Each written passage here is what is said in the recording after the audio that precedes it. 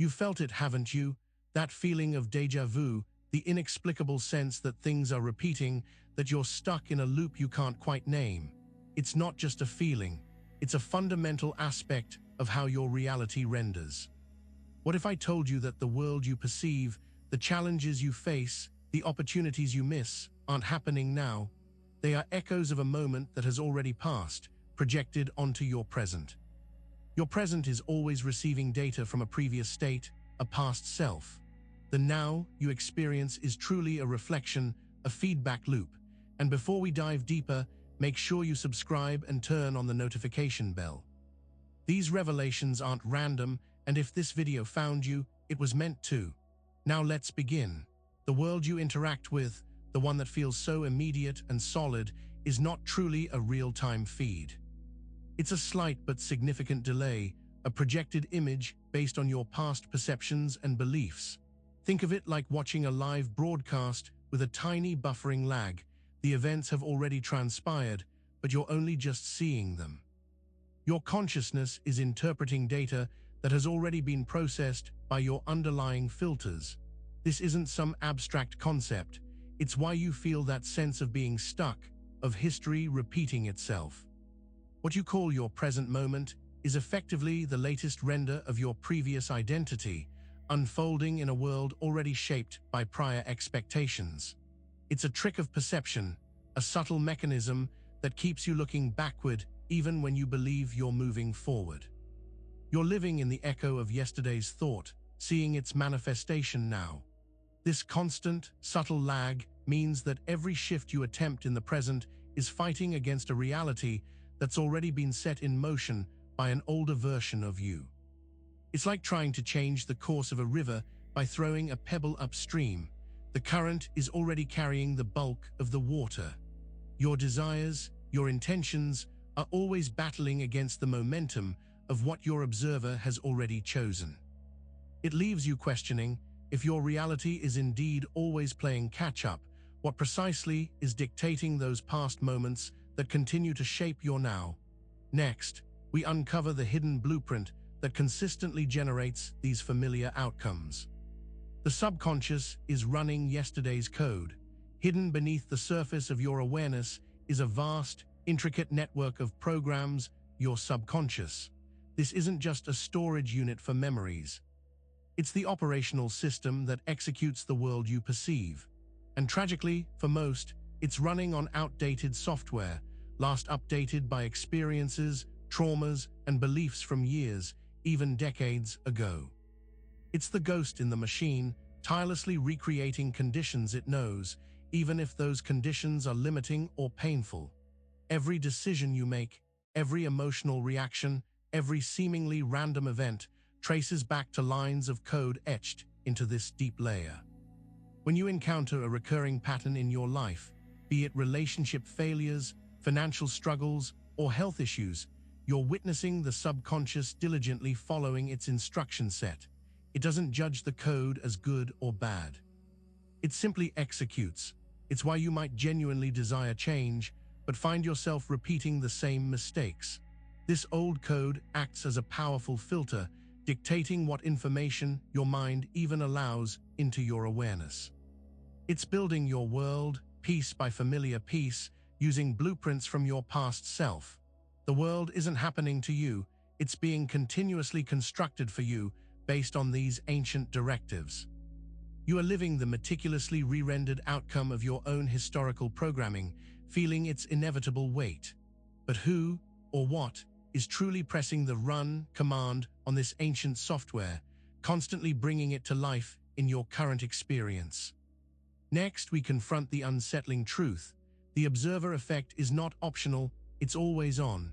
You've heard of the observer effect, perhaps in the fleeting context of quantum physics, where particles behave differently when watched. But this isn't some distant laboratory phenomenon. It's the inescapable, immutable law governing your very existence. Your consciousness, your act of observation, is not a passive witness to reality. It is the active force collapsing possibilities into definite outcomes every single moment. This isn't a choice you make, it's the fundamental operating principle of your awareness. Whether you're consciously focused or completely distracted, your observer is always engaged, always collapsing the wave function of potential into the specific material reality you experience. It's like a projector that's perpetually on, casting a specific image onto the screen of your life, even if you're not actively selecting the slide. The challenge lies in the fact that your ongoing observation is often unconscious, driven by the very subconscious code we just discussed. So instead of intentionally shaping your desired reality, you're unwittingly reaffirming patterns and outcomes dictated by your past. Your unexamined perceptions, your automatic assumptions, those are the continuous acts of observation that solidify your current state. You are perpetually validating what already was without even knowing it. If your very act of seeing shapes what becomes real, then what happens when the lens through which you view the world is skewed by years of accumulated experiences and interpretations? Next, we expose a foundational flaw. Memory is a filter, not a fact. We treat our memories as sacred archives, indisputable records of past events. But this belief is a grand illusion, a comfort designed to give us a sense of solid ground. Your memory is not a pristine recording device. It's a dynamic, highly selective filter, perpetually re-edited and reformulated with every recall. Each time you access a memory, you don't just retrieve it. You unconsciously reshape it, subtly aligning it with your current emotional state and present beliefs. This isn't about malice or faulty wiring, it's how your perception maintains internal consistency. Your brain actively discards details, exaggerates others, and even invents elements to construct a narrative that supports your current identity and understanding of the world. It's why witnesses to the same event often have vastly different recollections. They weren't seeing the objective truth, they were seeing their filtered version of it. So, when you revisit a past failure or a perceived limitation, you're not seeing what truly happened. You're seeing the story your present self tells about it, reinforced by old hurts and fears. This continuously replayed, re-verified history acts as an anchor, keeping your observer stuck, unable to envision a divergent future because the past remains so vividly, if inaccurately, defined. It's a selective rendering, not a factual playback. If our very past is a mutable narrative, continually influenced by who we believe ourselves to be in the present, what force then keeps us tethered to a self that no longer serves us? Next, we dissect the powerful drag of identity inertia, why old selves keep showing up. We all carry an internal blueprint, a deeply ingrained self-image that dictates our behaviors, our beliefs, and our perceived limitations. This isn't just a concept, it's a very real energetic structure, and like a massive ship, once it gets moving in a certain direction, it takes immense force to change its course. This is identity inertia. The subconscious drive to maintain the established self, even if that self is holding you back. Every time you try to initiate a new habit, pursue a new dream, or step outside your comfort zone, you meet the resistance of this inertia. It's the internal voice that says, "That's not like you," or "You always fail at this." It's not a moral judgment, it's simply the system attempting to revert to its known, stable state. Your old self is a powerful, persistent program running in the background, constantly seeking to re-establish its dominance. This inertia is why change feels hard. It's why you might achieve a breakthrough only to find yourself sliding back into old patterns. The universe, in its elegant mirror-like quality, reflects back the most dominant energetic signature you project. And if your primary projection is the person who struggles with X, then X will endlessly manifest, not as punishment, but as a perfect reflection of your observer's deepest, most persistent identity. It's a self-fulfilling prophecy, perpetually confirmed. If the very self you inhabit is consistently dictating the current state of your unfolding reality, creating endless echoes, then how do we differentiate between an actual event and its lingering energetic trace? Next, we unravel the mechanics of reality lag is not delay, it's echo. Most people perceive reality lag as a simple delay, like information taking time to travel, but this understanding is fundamentally incomplete. Reality lag isn't just about temporal distance, it's about persistent energetic echoes. Every thought you've ever had, every belief you've ever entertained, every emotion you've ever felt leaves an energetic signature in the quantum field. And these signatures don't just disappear, they resonate, they echo. What you experience in your present is often the reverberation of these past choices and observations. It's like standing in a vast canyon and hearing your own voice from minutes ago still bouncing off the walls. The initial sound is gone, but its impact persists, shaping the acoustic landscape of this moment. Your reality isn't caught behind. It's constantly processing and projecting these residual energetic traces. This means that when you struggle with a recurring issue, you're not just encountering a new problem.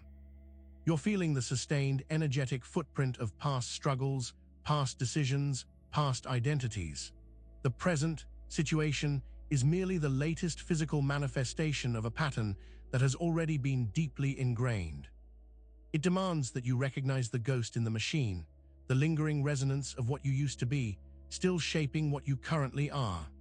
If our reality is a constant reverberation of past energetic imprints, what intrinsic mechanism within us filters these endless echoes, allowing only a specific frequency to become our perceived truth? Next, we expose the silent gatekeeper, the RAS, hidden gatekeeper of reality visibility. Within your brain, nestled deep, lies the reticular activating system, or RAS. This isn't just some minor neural pathway. It is the ultimate bouncer at the club of your perception. Its sole job is to filter the incessant, overwhelming stream of sensory data bombarding you every second, letting only a tiny fraction through to your conscious awareness. And it operates based entirely on what it deems important to you. The critical point is this: your RAS is programmed by your conscious and subconscious beliefs, your fears, your desires, and your established identity. What you focus on, what you believe to be true, what you expect to see, that's what your RAS prioritizes. If you believe there are no opportunities, your RAS filters out every door that opens. If you believe love is impossible, it will selectively highlight every instance of rejection. It creates a powerful feedback loop. Your beliefs instruct the RAS dictates what you perceive, and your perceptions then reinforce your original beliefs. You literally cannot see what your internal filter deems irrelevant or non-existent. It's why two people can experience the exact same environment but report vastly different realities. They are not lying. Their RAS is simply showing them different worlds. You are living within the invisible walls of your own selection bias, built by your deepest held truths. If our very perception is locked by an internal filter, how then do we begin to dismantle these invisible walls and allow new possibilities to enter our awareness?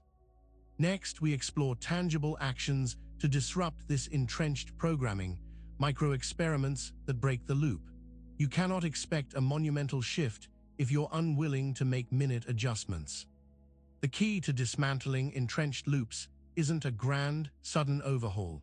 It's a series of deliberate, almost imperceptible micro-experiments designed to re-educate your RAS and introduce new data points into your field of awareness.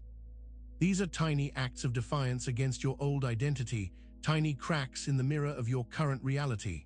Start small. Instead of saying, "I can't afford that," choose to notice every single time you find a stray dollar or receive an unexpected discount. Instead of proclaiming, "All relationships are hard," intentionally observe every couple you see displaying genuine affection. These aren't about self-deception, they're about actively overriding your RAS's defaulting filter. You are consciously directing your internal gatekeeper to look for evidence that contradicts your old world view. Each small observational shift is a quantum interrupt. It tells your subconscious, and therefore your observer, that new possibilities exist. These micro-experiments don't just change your perspective, they literally change what your brain prioritizes, what it decides is worthy of your attention. They are small acts of intentional perception, chipping away at the foundation of your established, limiting reality. You are quite literally teaching yourself a new way to see the world. If these tiny shifts in focus can begin to alter the very fabric of our perceived reality, what then is the true power, the fundamental mechanism, behind where we choose to direct our inner lens? Next, we reveal the ultimate determinant. Attention is your timeline selector. Your attention is not merely a cognitive function, it is the most potent force you wield in shaping your reality. Think of it not as a spotlight, but as a timeline selector. In every given moment, an infinite number of probabilities exist, an unfathomable branching of potential realities. The timeline you engage, the reality you experience, is directly correlated to where you continuously place your attention. If your attention is consumed by lack, by fear, by past grievances, then you are actively selecting and solidifying the timeline where those experiences are dominant. Your mental focus is literally pulling that specific quantum trajectory into your lived experience. It's not about wishing for something, it's about consciously and consistently directing your awareness to the energetic resonance of your desired outcome, making it the most probable path. This means every time your mind wanders to what you don't want, what you've lost, or what you fear, you are inadvertently giving energy and therefore substance to that specific trajectory. Conversely, when you deliberately and unwaveringly place your attention on the feeling of having, the state of being, the reality you desire, you are collapsing that wave of possibility into your now. Your attention is the steering wheel. Every thought is a conscious turn. With such immense power resting on the direction of our gaze, what then are the mysterious breadcrumbs, the subtle nudges and flashes, that reality sends to guide our attention toward profound, unprecedented shifts? Next, we interpret the language of the universe, symbols, numbers, and synchronicities as quantum interruptions. They appear seemingly out of nowhere, a recurring string of numbers, a symbol that keeps catching your eye, an uncanny coincidence that feels too profound to be random. These aren't just quirks of perception or statistical anomalies. They are direct communications from the quantum field, energetic flares piercing through the veil of your routine. These are quantum interruptions designed to jolt your observer out of its entrenched loop. These synchronicities are the universe's way of saying, "Pay attention here." They are moments when the underlying fractal nature of reality briefly becomes visible, when the interconnectedness of all things flashes into your awareness. They are not messages to be decoded literally, but energetic signposts, pulling your attention towards a specific frequency, a particular direction that aligns with an unfolding potential. When you notice a repeated number, it's not just a number, it's an energetic tag. When a symbol repeatedly surfaces, it's not random, it's an invitation to ponder its deeper resonance with your inner state. These interruptions are designed to break the hypnosis of the mundane, to make you question the solidity of your perceived reality, and to direct your attention to the subtle flow of information that guides true manifestation. They are the subtle whispers suggesting a potential shift, shaking loose the old stories. Yet, despite these clear signals and the undeniable power of our attention, why do our most intense efforts to manifest often lead to greater frustration, seeming to reinforce the very loops we wish to escape? Next, we uncover the counterintuitive truth of the paradox of effort, why trying reinforces the loop. This is perhaps one of the most frustrating truths of manifestation. The harder you try to force a desired outcome, the more you unwittingly push it away. Effort, in the traditional sense, implies a sense of lack, a belief that something is currently missing. When you try, your underlying subconscious communicates to the universe that you don't currently have what you seek, and the universe, in its perfect mirroring, reflects that exact frequency of not having back to you. Imagine wrestling with a stubborn knot. The more frantic and forceful your fingers become, the tighter the knot seems to bind. True release often comes from a gentle, almost indifferent manipulation, a subtle shift in approach that allows the strands to untangle naturally. Similarly, desperate effort in manifestation creates resistance, an energetic tension that prevents the smooth collapse of potential into reality. It stems from a place of scarcity, from a belief in fight. This trying reinforces the old identity of the struggling self, the one who constantly falls short. Your observer is still rooted in the experience of striving for, rather than being now. It's a continuous feedback loop. You try, you fail, because of the energetic signature of trying, and this failure reinforces your belief that you must try even harder. It's a prison of your own making, built on the well-intentioned but fundamentally flawed premise that force is required. If the very act of striving creates the resistance we seek to overcome, preventing the collapse of our desired reality, then what is the true, effortless state from which profound change emerges? Next, we step into the power of act from the already collapsed self. This is not about faking it until you make it. It's about a fundamental shift in your energetic posture. To act from the already collapsed self means to embody the reality of your desired outcome now, in this very moment, before any physical evidence appears. It's about stepping into the shoes of the version of you who has already achieved, already manifested, already become.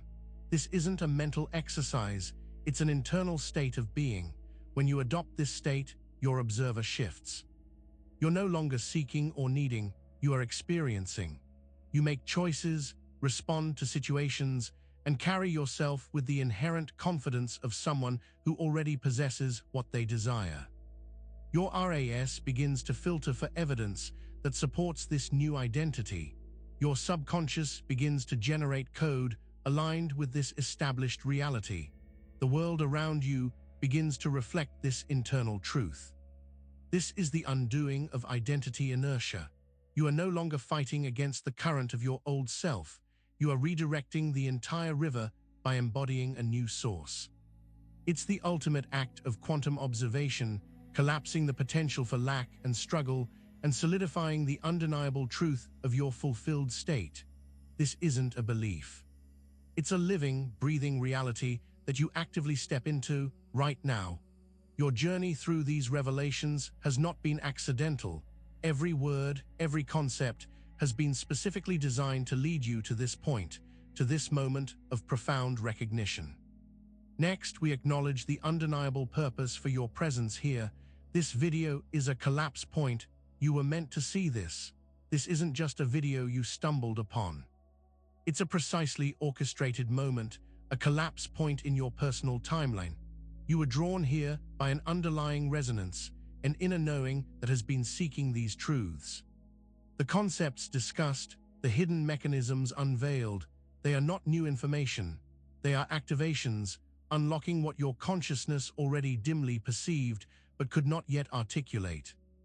This interaction, right now, serves as an undeniable external validation of your internal yearning for a deeper understanding of reality.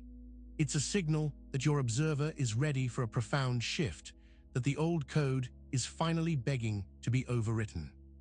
The information presented here isn't merely knowledge, it's an energetic imprint, a vibrational catalyst designed to disrupt your existing loops and trigger a re-evaluation of everything you thought you knew.